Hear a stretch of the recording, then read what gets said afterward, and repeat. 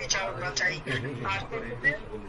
আর আমি আবার বললাম যে আমাদের আইন রক্ষাকারী সংস্থাকে সব রকম সহযোগিতা করবেন। আবার এই নাম্বারটা আমার আপনি সেভ করে রাখেন, এই নাম্বারটা আমার জাহাঙ্গীর। আচ্ছা ঠিক আছে, আপনি ঘাবড়াইয়েন না, আমরা আছি শক্ত, আমরা শক্ত আছি না, আপনি ঘাবড়াইলে আমরা নরমই পড়ি। জয় বাংলা, জয় বাংলা।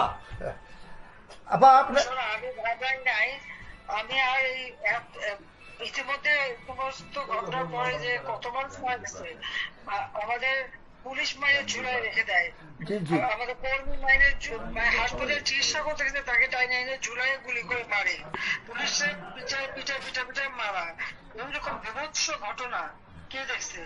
আর যতগুলি আমি দেখলাম মনে হলো পুলিশ গুলি করলে তো ছলা গুলি হতো, সেটা তো জানা যাচ্ছে সব বুলেট এবং খুব কাছে থেকে পাওয়া।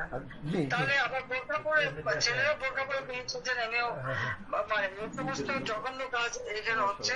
তো যাই হোক, দেশটাকে নিয়ে যে একটা খেলার মানে বস্তু পেয়ে গেছে, এই দেশটা মানুষ রক্ত দিয়ে স্বাধীন করছে, সেটা তাদের মনে রাখা উচিত। আর এত উন্নতি করছে নষ্ট নয়, সেটাও তাদের বিবেচনা করা উচিত ছিল যে তারা তো নিজেই ব্যবহার করবে।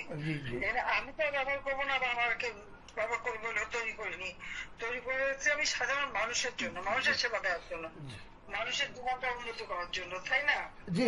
কাজে আপনারা যেভাবে আছেন আমার মনে হয় সবাই থাকেন, আর আপনারা পূর্ণাঙ্গটা যথাযথ মর্যাদার সাথে পালন করেন।